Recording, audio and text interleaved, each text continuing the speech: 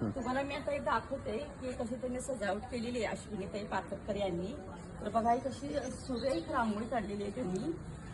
अगदी म्हणजे आपण जे दिलेले साहित्य आहे त्याच्यामध्ये वापरून त्यांनी पूर्ण अगोदर घराचे येतात घरी बघतात आणि त्यांच्या घरामध्ये जेवढी जागा आहे त्याप्रमाणे त्यांनी शांतपणे अगदी जास्त वेळ देऊन किती सुंदर काढलेलं आहे बघा.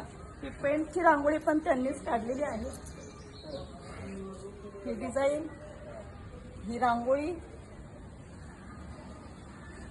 तसंच आज माझ्याकडे भावा बहिणीच्या केळवणाच्या कार्यक्रमानिमित्त ही सगळी सजावट जी केलेली आहे यांनीच केलेली आहे. ही पण रांगोळी त्यांनीच काढलेली पहा.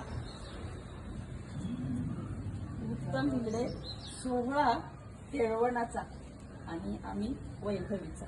तसं तर मी म्हणलं तर नको काय करायचं, पण त्या म्हणलं नाही ताई मी करणारच छान. आणि यांचं असंच सुंदर मला इतकं म्हणजे आवडलेलं आहे की घरात आपण म्हणतो यांना करा त्यांना करा, त्यापेक्षा आपण त्यांच्यावर सोपवलं ना. हे पूर्ण सुंदर कलाकृती यांनी केलेली आहे.